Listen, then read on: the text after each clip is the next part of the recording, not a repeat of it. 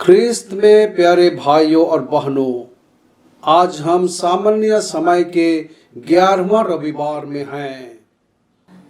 यीशु ने कहा, हम परमेश्वर के राज्य की तुलना किससे कर सकते हैं या इसके लिए हम किस दृष्टांत का उपयोग करेंगे। संत मरकुस 4:30। आज यीशु हमें दृष्टांत के माध्यम से परमेश्वर के राज्य के बारे में सिखाना चाहते हैं। दृष्टांत छोटी कहानियां हैं और उनका उपयोग यीशु द्वारा किया जाता है जब भी वह कुछ बोलना चाहता है जो उसके दिल के करीब हो। और उसकी शिक्षा केवल सत्य के बारे में नहीं है, उसकी शिक्षा प्रेम में है। प्रेम करना जानना है और जानना प्रेम करना है। ईश्वर को जानना उससे प्रेम करना है और उससे प्रेम करना उसकी सेवा करना है और उसकी सेवा करना उसके प्रेम का अनुभव करना है। पहला पाठ एजेकियल किताब से लिया गया है। परमेश्वर ने इस्राएल को एक पौधा माना कि वह उसे पौधा जैसे लगाएगा और उसकी देखभाल करेगा कि वह डालियां निकाले और फल लाए। यह इस्राएल के लिए परमेश्वर का प्रेम था।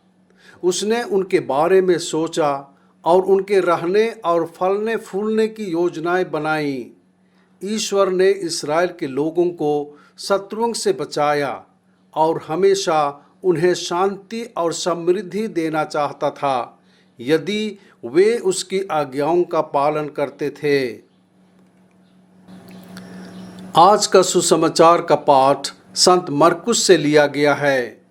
पहले दृष्टांत में यीशु हमें बता रहे हैं कि एक किसान बीज बोता है और चला जाता है, लेकिन बीज अंकुरित होता है, पौधा बन जाता है और फसल देता है।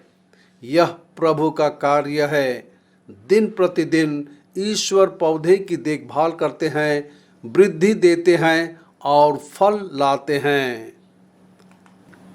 दूसरे दृष्टांत में यीशु ने ऐसी ही कहानी सुनाई कि राई का बीज सभी बीजों में सबसे छोटा होता है जो जमीन पर बोया जाता है। बड़े होने के बाद यह सभी झाड़ियों में सबसे बड़ा हो जाता है और बड़ी शाखाओं को आगे बढ़ाता है ताकि आकाश के पक्षी इसकी छाया में घोंसला बना सकें। दोनों दृष्टांत परमेश्वर के राज्य के बारे में बता रहे हैं। परमेश्वर का राज्य क्या है? यह स्वयं परमेश्वर का व्यक्ति है, जहां ईश्वर राज्य करता है, जहां ईश्वर का सम्मान किया जाता है, जहां ईश्वर के बारे में सोचा जाता है, जहां ईश्वर की बातें और आज्ञा मानी जाती हैं, जहां ईश्वर उन लोगों के बीच काम करता है जो एक दूसरे की देखभाल करते हैं और एक दूसरे से प्यार करते हैं। परमेश्वर का राज्य ऐसा ही है।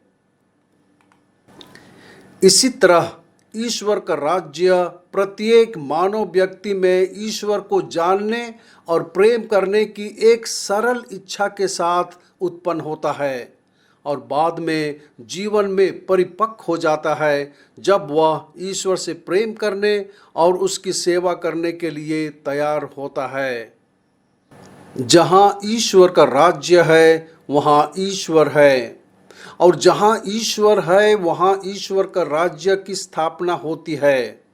प्रेम, शांति, न्याय, आनंद और सद्भाव में रहने वाले लोग। ईश्वर का राज्य दुनिया में हर जगह, हर देश में, हर संस्कृति में, हर भाषाओं में, हर मानव समुदाय में, हर परिवार में और हर इंसान के दिल में आए। हे प्रभु यीशु ख्रिस्त, दुनिया के मालिक और मानव के मुक्तिदाता, तेरा राज्य आवे। आमेन।